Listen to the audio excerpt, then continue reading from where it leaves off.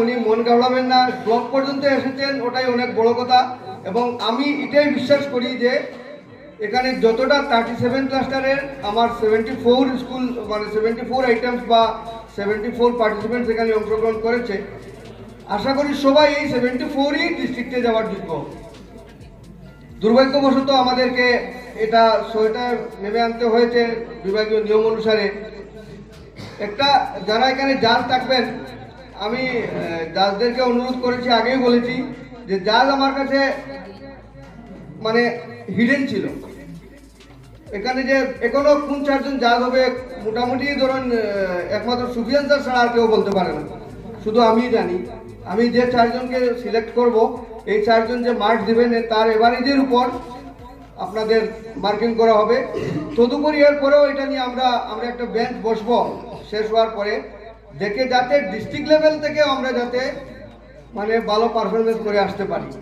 এই জন্য আমি আগাম শুভেচ্ছা আপনাদের সবাইকে জানাচ্ছি।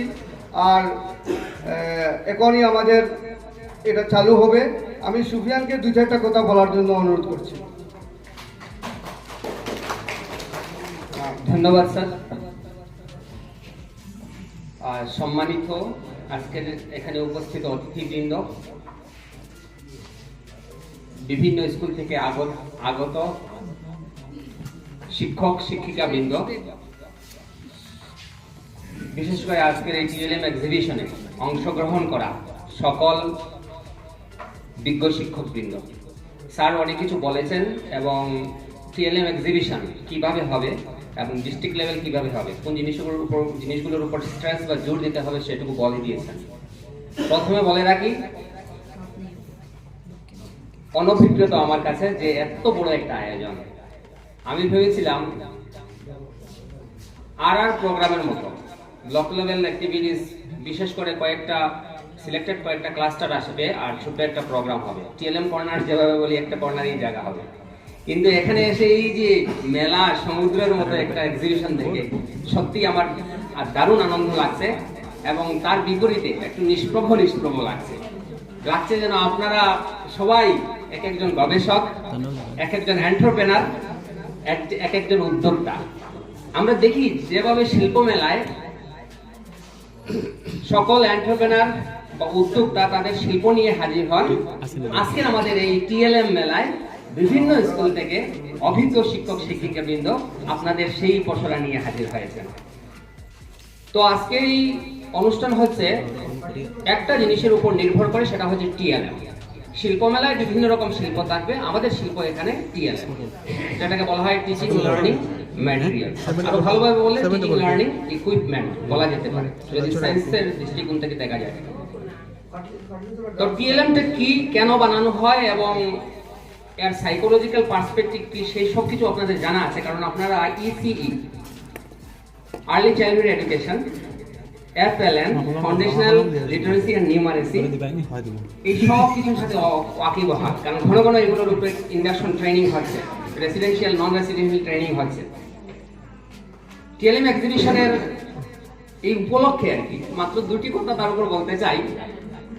দেখুন, আমরা মানুষ কিভাবে শিখি, আমরা করে শিখি, দেখে শিখি, শুনে শিখি, বিভিন্ন ভাবে আমরা শিখি। আমাদের গঠন এমন ভাবে দেওয়া হয়েছে যে 5টা দরজা দিয়ে আমাদেরকে গঠন করা হয়েছে। 5টা দরজা, যেগুলোকে বলা হয় জ্ঞানের দরজা, গেটওয়ে অফ লার্নিং। আমরা ইন্দ্রিয় বলি নাকি, স্পর্শ, গন্ধ, শ্রবণ, দৃষ্টি আর স্বাদ, চক্ষু, কর্ণ, নাসিকা, জিহ্বা এবং ত্বক। এই 5টাই জ্ঞানেন্দ্রিয়, আর নেই। এবং এই 5টা জ্ঞানেন্দ্রিয়ের 5টা অনুভূতি আছে, দৃষ্টি, শ্রবণ, ঘ্রাণ, স্বাদ এবং স্পর্শ। এই যে 5টা কাজ বা 5টা ইন্দ্রিয়ের 5টা কাজ, এগুলোকে আমরা যত বেশি এক্সারসাইজ করাবো, যত বেশি এগুলোকে ব্যবহার করব, আমাদের শিখন বা লার্নিংটা তত বেশি পার্মানেন্ট হবে। The more we can make use of these sensory organs, the more durable will be the learning. The more durable the learning will be. তো লার্নিং কে পার্মানেন্ট করতে হলে, শিক্ষণকে স্থায়িত্ব করতে হলে আমাদেরকে এগুলোকে ব্যবহার করতে হবে এবং এরই নেপথ্যে সৃষ্টি হয়েছে এই টিএলএম। আর বলাই বাহুল্য যে আমাদের FLN যেটাকে বলা হয় বর্তমানে NEP 2020 তে ফাউন্ডেশনাল স্টেজ আছে, সেই ফাউন্ডেশন স্টেজে ফাউন্ডেশনাল লিটারেসি আর নিউমারেসি। তো ফাউন্ডেশনাল লিটারেসি এবং নিউমারেসিতে বলা হয় যে এক্সপেরিয়েন্সিয়াল লার্নিং বা প্লে ওয়ে অ্যাপ্রোচ আমাদেরকে নিতে হবে, এবং এক্সপেরিয়েন্সিয়াল লার্নিং বা প্লে ওয়ে অ্যাপ্রোচ খেলাধুলার মাধ্যমে শিক্ষা, সেটা TLM ছাড়া, কোনো ইকুইপমেন্ট ছাড়া সেটা আদৌ সম্ভব কিনা সম্ভব নয়। এবং তার যে ডেভেলপমেন্টাল বা সাইকোলজিক্যাল পার্সপেক্টিভ যেটা বলা হয় যে আমাদের গ্রোথ অ্যান্ড ডেভেলপমেন্টে যে স্টেজগুলো আছে, তার দেখা যায় যে FLN এর যে বাচ্চাগুলো আছে FLN স্টেজে, ফাউন্ডেশনাল স্টেজে, তাদের sensory motor development, cognitive development, social behavioural development যেগুলো আছে সেগুলো অতি দ্রুত হয় এবং সেগুলো সম্ভব হয় TLM এর মাধ্যমে। সুতরাং এই TLM এর মাধ্যমেই সার্থক TLM এর ব্যবহারের মাধ্যমেই আমাদের কচিকাঁচা যারা আছে বুনিয়াদী স্তরে তাদের শিখন স্থায়িত্ব হবে।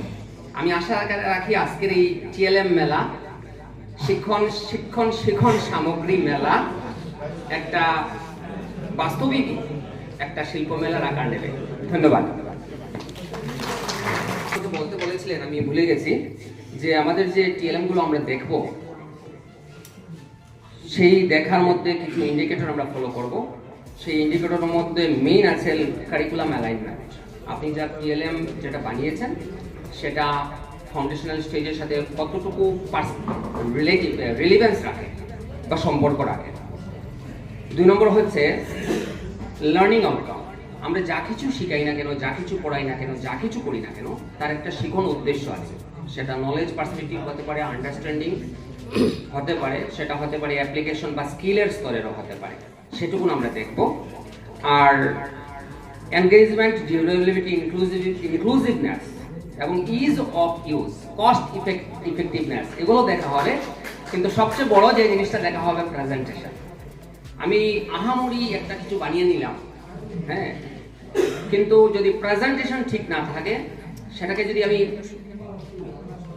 কি করতে না পারি, ইমপ্লিমেন্ট না করতে পারি এবং সেটাকে ট্রান্সলেট না করতে পারি, তাহলে সেটা বুমেরাং একটা খেলনার মতো হয়ে যাবে। ধন্যবাদ।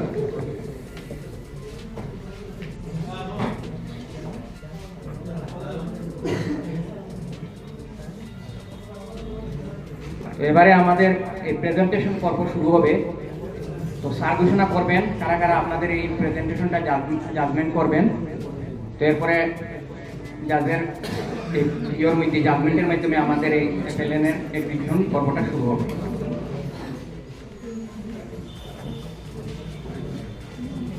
আজকে এখানে জাজ হিসাবে যারা কাজ করবে, আমার BRP কবির, বিলালদা, সুফিয়ান স্যার আর KRP রাখেন স্যার, এই 4 জন।